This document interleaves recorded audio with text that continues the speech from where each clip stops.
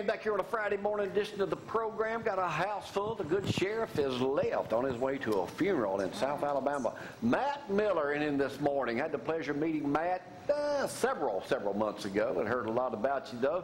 You are a life coach. That is becoming a big thing across America. Exactly, Matt. You're based out of Huntsville. What is a life coach? Well, I want to kind of specify it's more performance coach is what I call it, and I have a credential. I'm a board certified coach, so I'm bound by an ethics code, and I think that coaches typically have been an expert in some field or endeavor, and they can be a niche type of coach. We used to call them consultants.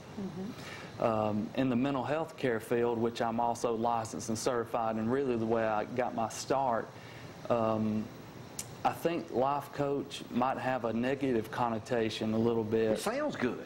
It does sound good, but you got a lot of people out here who say they're a life coach, but they're not bound by any type of ethics code. So I could be a life coach. So if somebody wants to call me, ask me, Jamie, can you tell me something about what I might do to better my life? I can tell them. Not difference is, though, I can tell everybody else what I talk to them about. Absolutely. Okay. No one would come and talk to you because you would share their stories. Exactly. And they what don't need want do I need that. to talk to them for? It's confidential. This most is like cases. Dusty in here from being a pastor. Somebody comes in, got some problems, he can't tell me. Somebody's got some problems, come talk to me, I can tell everybody. That's why no one will come talk to Huh? you. That's why in Wayne's Sunday school class, I'm going to start having, hey, you want to talk to me on the side, I'm going to start telling everybody. That's scary. Okay, go ahead, back to you, man. Well, I would say that usually I'm answering the question, what's the difference between counseling and coaching? So I think people... Well, counseling, sometimes you're ordered to be there, right?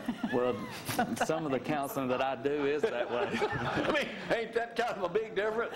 It is. You are not ordered to see him. Let's just make sure everyone knows that. Well, it depends, I guess. There could be some ordering going on. But I think coaching takes people who are fairly well adjusted and kind of takes them to another level. That'd be me. That is coaching, but counseling might take someone who's a little bit more ill mentally. That could be me too. And get them just to a healthy place. So I do a lot of coaching around the country. I'm really fortunate to have met a guy in Huntsville. The guy's name is Don Cloud. He's a financial advisor, and he doesn't mind me sharing that, by the way. What's his problem?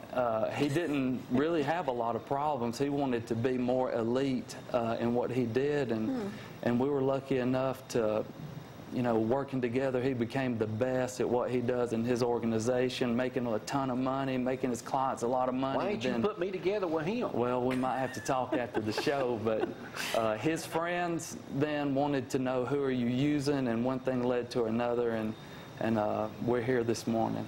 Now, somebody calls you, and I think you've got some clients, something from California or whatever. Well, they call you on a daily basis, weekly basis, or what? It's typically bi-weekly. It seems to work best. People at least bi-weekly. I have some that see me weekly, and they need to see me more probably. Now, do they tell you what they're depressed or what? And what do you tell them? Or you motivate them? They're all of the above. I think that the thing I see a lot of is people just having some negative self-talk going on, and as a counselor, I've got a lot of mental reps working with people on irrational thinking and stuff like that, but I'll tell you that people who are in positions of authority, they own businesses, they're entrepreneurs, they manage a lot of people, they have trouble with staying organized, staying focused. No! Absolutely. And that creates a lot of stress and anxiety, as you probably know. I mean, What you say, looking at me, you think I'm stressed out? I would say that if I had to orchestrate something this awesome, this early in the morning, I'd be a little stressed. But stress isn't always bad, and we talk about that too. I have a stress reliever. Me? Awesome. So basically, if somebody is not in business, Matt, and they're watching at home this morning, they say, you know, my life is just going down the drains. I hate my job. I'm not making the money. I'm not fulfilling my life dream. What advice have you got for somebody like that? I'll go back to my counseling days, and sometimes I ask them if I can take the coaching hat off, put the counseling hat on, and I'd say, there's a guy named Abraham Maslow who said that people need to have their basic needs met before they try to get real fancy about stuff, as they say where I come from. So get your food, clothing, and shelter taken care of, whether you like it or not. There's a reason why they call it work and not vacation. So to irrationally expect that work is going to be fun, which I think a lot of life coaches try to do this, you know, irrational view of you can love your job every day. And I think that's unfair, because you and I show up some days and it's not a good day. And so I just want you to be realistic, balanced, and I think that we're able to help people do that. If somebody meets with you and they come in, and obviously you're in business, you do that full time. Yes, sir. You have an office and a staff and everything. What can people, what is your goal to get them, where do they need to be when they meet with you? Something, again, that I learned in the mental health care field, working at different organizations, is having an individualized treatment plan. So whatever your agenda is, I'm going to try to make it my agenda, unless, as we joke in my office, and I'm not saying we're insensitive about my clients, but we say we don't want this to be an American Idol moment where you shouldn't be singing in front of a lot of people. I want to be the person who can, in a loving and caring way, in a confidential way, say, you suck. You need to go fishing. Direction. Well, let's talk about me for a moment. That didn't take long, Matt.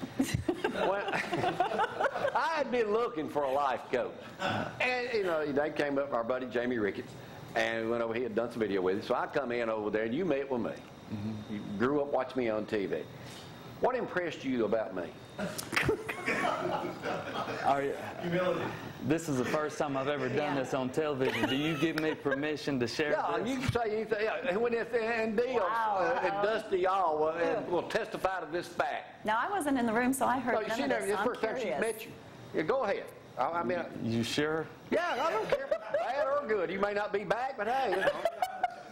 There's a guy named Daniel Goleman wrote a book called Emotional Intelligence, and he said that IQ isn't the thing that dictates success.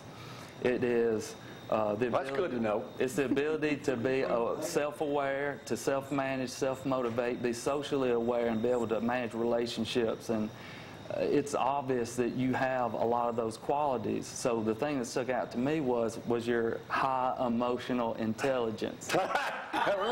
Let's hear that again. What was it? I didn't test the IQ.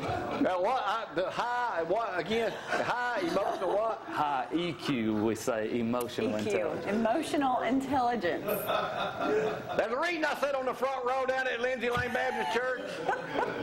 That's where. So you're saying I'm basically, if I understand this correctly, Wow, Matt. If I understand this correctly, shut up, Rick, Matthew. I'm basically a Mensa member. No, that's of emotional intelligence, maybe. Exactly. Let me ask you, what does emotional intelligence actually mean again? I don't know. I know I'm very brilliant, but I don't know at what category. So you're explaining that to me. So we know that having book smarts, and all of us, you know, we've heard the phrase maybe common sense is not always that common. Yeah. So emotional intelligence is when you can be self-aware, know your limitations, know your strengths, not have American Idol moments, being able to do that yourself instead of needing someone, because it's lonely at the top. It sure is. Who do you talk to when you're stressed out? Employees can talk to each other. Who does the manager talk to? The boss talk to. Right. So self-awareness, being able to manage yourself, being able to motivate yourself, but then being socially aware, and you've got that. You've been talking to people for years from all walks of life. Will I make it? I think that you are making it. All right.